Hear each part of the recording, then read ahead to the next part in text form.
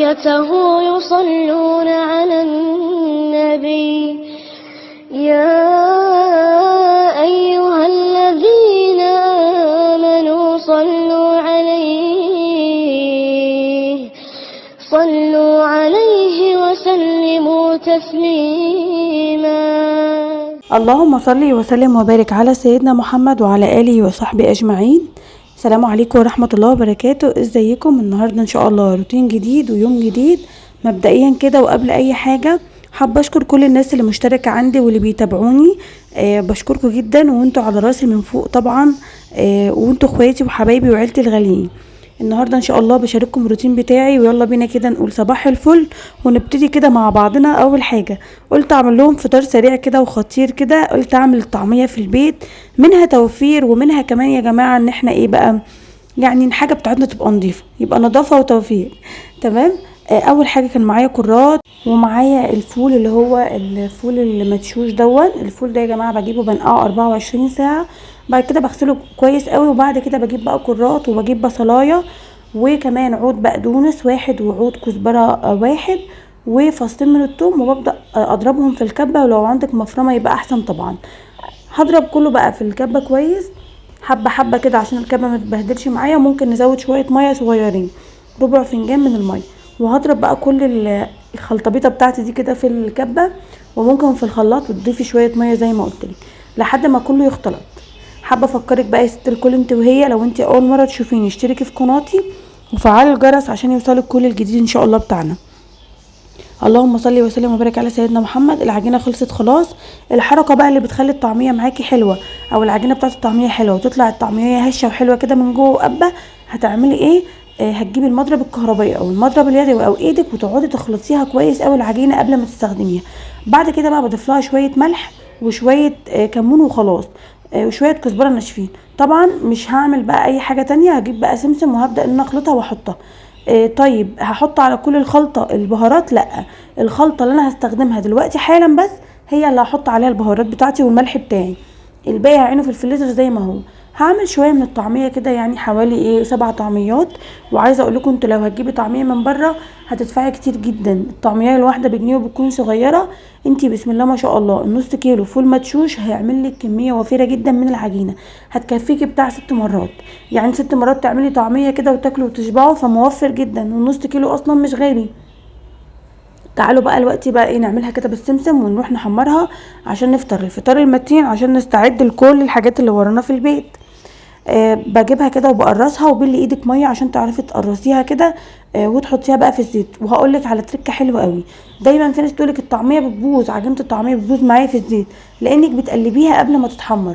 لازم تتحمر تحميره كامله من تحت الاول قبل ما تقلبيها للناحيه التانية، وتاخدي بالك كويس قوي، لانك لو قلبتيها قبلها هتبوظ وتتبهدل وتتفتت في الزيت. خلصت كده. اهم حاجه السمسم بيديها طعم حلو قوي. في ناس بتحشيها شطه من جوه كده، وفي الراجل اللي تحت بيعملها في الشارع بيحط شويه من البقدونس كده او الكزبره على ايده، وبعدين يحطها عليها مكان السمسم. هسيبها لغايه لما تتحمر كلها. بعد ما اتحمرت بصوا شكلها تحفه. انا بحب اكلها مع العيش الفينو والطماطم. بصوا من جوه يا جماعه جميله ازاي. طب انا بقى ما حطيتش بيكربونات، بصوا ما شاء الله منفوخه وحلوه ازاي. ده لان احنا عملناها بايدينا او بالمضرب بتاعنا اليدوي او مضرب الكهرباء، ضربناها كده فيه شويه قبل ما نحطها على النار.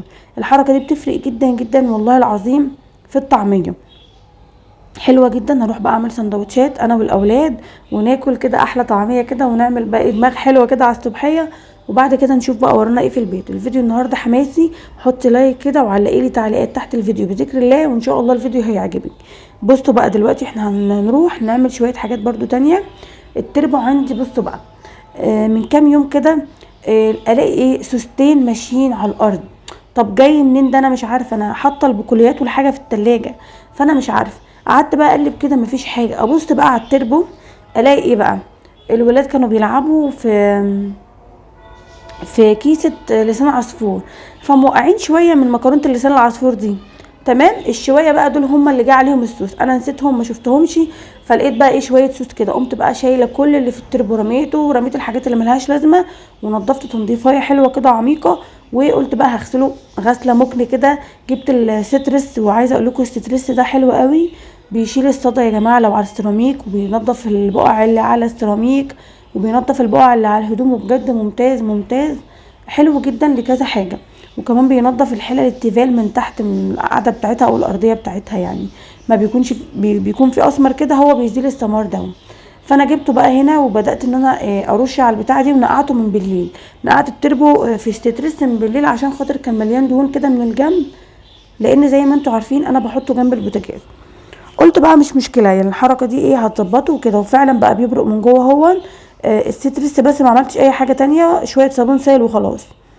بصوا بقى هنا ايه، دعكته كده كله كويس، مسكته دعكته من تحت ومن فوق عشان خاطر اشيل من عليه اي بقى دهون او كده.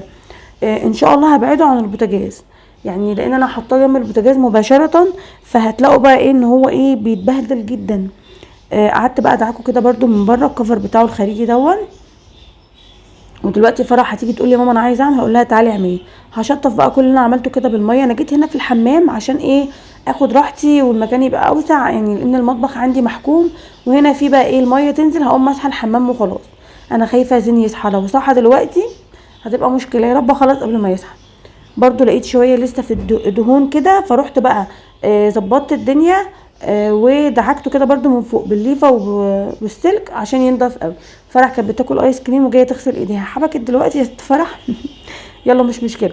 بصوا بقى، انت هتسالوني البلاستيكات دول انا حطاهم ليه، لان انا مش بحطهم على طول، اول مره تشوفوها. النور ساعات كان بيقطع كتير يعني، بيقطع كل شويه والجو حر، فالولاد كانوا بيخشوا يستحموا بقى، فكنت بعمل لهم الميه دي احتياطي. فهو ان شاء الله يعني هيبطل قطع باذن الله، وهشيل البلاستيكيات دي ان شاء الله وارجع تاني ايه لطبيعتي. تعالوا بقى نشوف هنعمل ايه في المطبخ. بصوا بقى اخواتي الغاليين، الصابون السائل من اللي عندي كان خلص، فقلت هعمل معاكم الوصفه الحلوه دي. طبعا انا بعملها كتير. الصن لوكس ده او الصابون ده جميل قوي يا جماعه. بتحطي الخلطه بتاعتك دي على 8 لتر من الماء، 8 لتر ميه. هو عباره عن كيستين كده، كيسه عجينه وكيسه بودره. انا جبت معاكم البتاعه الشفافه دي عشان تشوفوها، بس انا هزود ميه طبعا كتير يعني، هزود 6 لتر من الميه، فاحتاج حاجه اوسع. بس المهم توصلكوا بس الفكره، وبعد كده هرجع اعمله في البتاعه الكبيره بتاعه الجردل الكبير، لان في ناس بتشتكي ان هو بيبوظ معاها. عايزه اقول لكم هو تحفه وسهل وكمان رخيص. عايزه اقول لكم الكيسه دي ب20 جنيه بتعمل معاكي 8 لتر صابون سائل صافي، وبيكون حلو جدا وتقيل زي البريل يا جماعه بالظبط، والفيبه ما بيفرقش عنهم والله العظيم. اول حاجه بفضي البودره بتاعتي، وبعد كده بجيب العجينه دي او السائل دون، والسائل ده اللي بيخلي البودره دي ترغي بقى جامد. بنحطهم على بعض كده، بفضي اخر تنتوفه من الكيس. وبعد كده بقلبهم بحاجه خشب، ما تعمليش بحاجه ستانلس ستيل او معدن، علشان بس ما يتفاعلش مع ايه المكونات بتاعتي بتاعت الصابون دي. الصابون ده جميل يا جماعه جدا جدا جدا والله العظيم، وموفر جدا. اقل لتر صابون دلوقتي بتجيبي ب5 جنيه، وما بيكونش نضيف حلو. لتر الصابون السايل ب5 جنيه ومش حلو. اللي احنا بنعمله ده احسن، زي البريل بالظبط، ما شاء الله ريحته هف عليا تفاح كده جميله.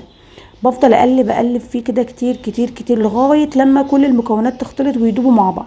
بعد كده بقى ايه الغلطه اللي الناس بتقع فيها، ان هما بيضيفوا الميه كلها مره واحده، او بيحطوا الميه في الجردل ويضيفوا بعد كده المكونات. لا، الاول تخلطيه كويس وبعد كده تضيفي الميه عشان ما يبص معاكي، لان في ناس بتقولك ده بيكون وحش. لا يا جماعه هو حلو، اعمليه بس بنفس الطريقه بتاعتي دي، وما تحطيش 8 لتر من الميه، حطوا بس 6 لتر او 7 لتر عشان يبقى تقيل معاكي. هو ما شاء الله حلو جدا. هفضل اخلط كل المكونات بتاعتي كده كويس بالمعلقه بتاعتي الخشب اهون، زي ما قلت لك اوعي تستخدمي حاجه معدن. اقلب كله كويس. بصوا انا عماله ايه، مش عايزه اقطع لكم، انا بوريكم ان انا بقلب كويس قوي عشان خاطر كله يختلط. وبعد كده الميه حبه حبه حبه حبه حبه حبه. طالما داب بقى معايا المكونات خلاص كده، ممكن اخد الخلطه دي كلها واضيفها على الميه بقى بتاعتي. انا هجيب الجردل دلوقتي حاطه فيه 6 لتر من الميه، وهضيف عليه المكونات بتاعتي. تمام كده. انا بس حبيت اوريلكم في حاجه شفافه كده عشان تبقوا شايفين احنا بنعمله ازاي. اللهم بارك، يعني طريقه سهله جدا وبسيطه، وبتفرط معايا كميات صابون سائل حلو. بعد كده بقى هضيف الحبه دول على الميه كلها بتاعتي. انا هجيب دلوقتي الجردل وهفرجكم اهو. بصوا الرغوه بتاعته عامله ازاي، الرغوه والريحه مش طبيعيه والله بجد. هرفع بقى وافرجكم، هضيف وهقلب برده قدامكم عشان تشوفوا هو قد ايه تقيل. طبعا بعد ما بنخلصه كده لازم نسيبه يوم، يعني تسيبيه عشان يتقل والمواد تتفاعل. انا بسيبه ساعتين بيكون تقل وبيكون زي الفل، ما بيحتاجش اي حاجه. ببدا استخدمه، بفضيه بقى في العلب بتاعتي او في الازايز بتاعتي وبستخدم. بصوا ما شاء الله تحفه. لسه بقى كمان لما اقلب فيه كويس هتلاقوا ان هو بقى خطير خطير خطير. ما شاء الله جميل قوي.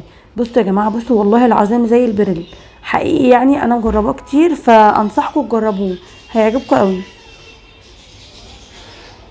كده انا خلاص خلصته، كده هو جاهز معايا. زي ما قلت لك هتسيبيه ساعه او ساعتين، وبعد كده بقى ايه تبداي تستخدميه عشان يتقل والمواد تتفاعل فيه. بصوا يا جماعه تقيل ازاي، هوريلكم دلوقتي هون بالبتاع الجردل الصغير دون، وهتشوفوا ان هو تقيل ازاي. الصابون ده اسمه سانلوكس، عايزه اقول لك هو حلو ب20 جنيه. في منه بقى كيسه اكبر بتعمل 10 لتر تاخديه على 10 لتر من الميه، بس دي اغلى شويه بتبقى ب25. انا وريت لكم كل حاجه هون بالتفصيل، اعملوه على ضمانتي وهيطلع حلو معاكم. يلا بينا بقى نخش على الغدا ونشوف هنعمل غدا ايه النهارده. الغدا النهارده هعمل معاكم شيش طاووق. تمام، هعمل ايه؟ اول حاجه طبعا انا غسله الفراخ كويس قوي، غسلها بقى بالطحينه والملح والدقيق والليمون ومظبطاها تظبيطه حلوه. هجيب بقى الاطباق بتاعتي، هوريلكم البهارات اهي: مرقه دجاج، توم باودر، بصل باودر، بابريكا، وشويه من ال7 بهارات، ومعايا ليمونه عشان اعصرها على الفراخ، ومعايا كاتشب كمان. بقى عايزه اقول لكم ايه، ده هيبقى احسن شيش طاووق تاكلوه في حياتكم. بصوا الشيش طاووق دايما يعني في الغالب بيعملوه بالوراك، انا بعمله عادي بالصدور وبيكون حلو. وعايزه اقول لكم بالصدور كمان احسن، لان الصدر بيكون اللحمه بتاعه كده ايه يعني البانيه بتقطع رفيع، فحته الشيش طاووق بتكون رفيعه فبتستوي معاكي بسرعه قوي. بصوا انا بجيبه كده وبقطع الصدر، يعني بقسم الحته بتاعه الصدر اللي هي البانيه بتاعتي، بقطعها على 4 أو 5 قطع. انت بقى الحجم اللي انت عاوزاه قطعيه، انا بقطعه الحجم بيكون متوسط كده، ولا كبير ولا صغير. ومعايا بقى في الطبق الكبير دون بصل وفلفل الوان، فلفل اللي هو اصفر واحمر واخضر، وكمان طماطم. ممكن تجيبي الطماطم الشيري اللي هي الصغيره دي، بس انا ما لقيتهاش جنب البيت، فعلشان كده انا عملت بالطماطم دي. انتي ممكن تلاقيها متوفره عندك، استخدميها بتبقى احلى، والشكل الخلي بيبقى احلى كتير. انا كان عندي شويه كانوا متبلين قبل كده، حطيت كله بقى مع بعضه وهنزل بالتتبيله بتاعتي. وطبعا اساسي بقى معاكي في التتبيله بتاعت اي فراخ لازم تحطي بصلايه مفرومه في الكبه، وكمان طماطمايه. قلب كله مع بعضه كده، وهضيف اخر مكون. المكون ده بقى الاقرب الى قلبي، جميل جدا، دبس الرمان. بيدي طعم حلو قوي كده للفراخ، عارفين اللي هو ايه، طعم مسكر كده مع مزز في نفس ذات النفس. متخيلين طعمه حلو قوي. حطيت شويه ملح صغيرين عشان انا حاطه اصلا مرقه دجاج، فلازم ما كترش ملح. دلوقتي بقى هعمل الرز ريزو معاكم. هجيب حله وفيها سمنه، معلقتين من السمنه، وبصلايه مفرومه برده في الكبه، والرز بتاعي غسلته وصفيته. هقلب كله مع بعضه كويس. تمام كده يا حبايبي. والرز بقى هحطه معاه وهقلبه كله مع بعض، الرز مصفياه من الميه. بعد كده هجيب بقى مرقه دجاج واحطها عليه. لازم اعمل لهم الاكل اللي بيحبوه، هما بيحبوا الاكله دي قوي الولاد، فعشان كده حبيت اعملها لهم. بصوا هجيب برده الصويا صوص ده هحط منه معلقه. ما تخافيش مش هيغمق لونه ولا هيبوظ الدنيا، لا ده بيدي طعم حلو قوي. هقلب كله كويس. وبعد كده بقى هنحط مع بعض الكركم هو اللي بيدي لون حلو للرز بتاعنا، بيدي لون كده ايه اصفر كده، عارفين اصفر كناريا زي اللي انا لابساه. هقلب بقى كله مع بعضه، بصوا لونه بقى حلو ازاي. واضيف بقى الميه بتاعتي، ما تكتريش ميه زي الرز العادي. وهضيف برده اخر حاجه برده بحبها وبتدي طعم حلو للرز الريزو، وهي العسل الاسمر. ما تستغربيش، عسل اسمر، معلقه واحده كده من العسل الاسمر هتديكي بقى طعم جميل جدا. هقلب كله مع بعضه. وبعد كده يلا بينا بقى هنغطيه، وتعالي نجهز الشيش طاووق. هنجيب الخله ونحط بقى بصلايه، وبعد كده هنحط قطعه لحمه، وبعد كده فلفل بقى احمر، فلفل اصفر، شكلي بقى في الالوان، لوني كده الخله بتاعتك خليها شكلها حلو. تمام انا بعمل كده. طبعا بصي انت ممكن تحطي قطعه لحمه او قطعتين على حسب بقى اللي عندك بيحب ايه. انا في خله بحط فيها قطعتين من اللحمه ما بين كل بصلايه وطماطمايه، وفي واحده بحط فيها واحده بس، فانت براحتك. بعد كده بقى بكمل كل الخلات بتاعتي، وبجيب صينيه وبمسحها زيت. الصينيه جاهزه اهي، بحط فيها زيت بمسحها كده بايدي او بفرشه براحتك يعني. احنا بنشتغل بقى بايدينا، بنعمل للولاد.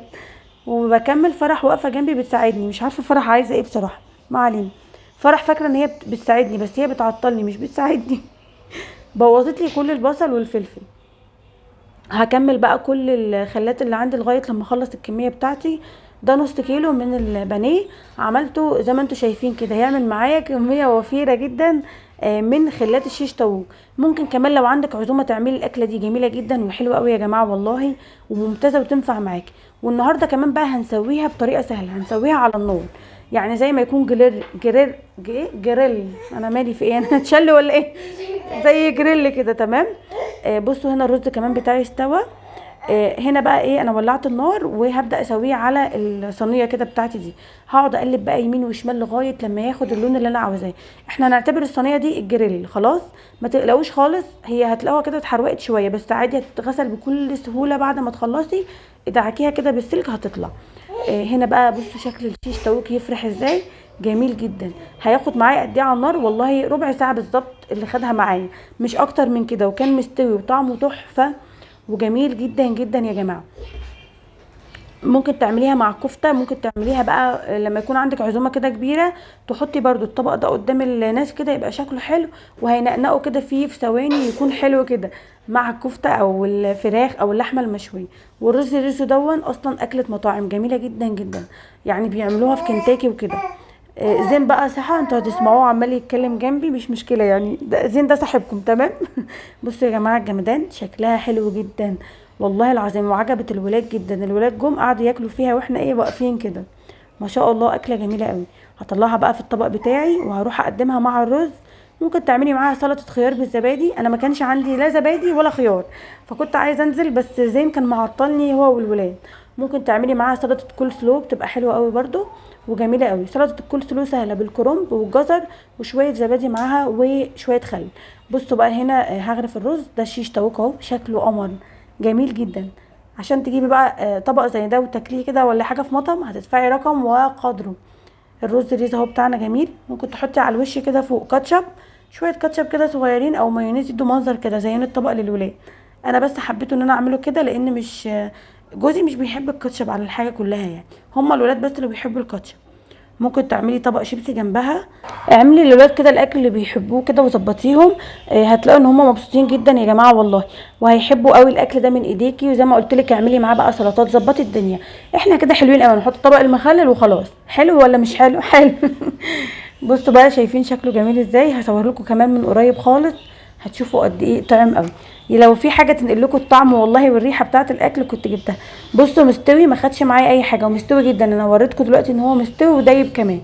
مية مية يعني، اكله كده ترم العظم. اتمنى الفيديو يكون عجبكم حبايبي الغاليين، واشوفكم على خير ان شاء الله. الفيديو جاي في رعايه الله وامنه. سلام عليكم ورحمه الله وبركاته.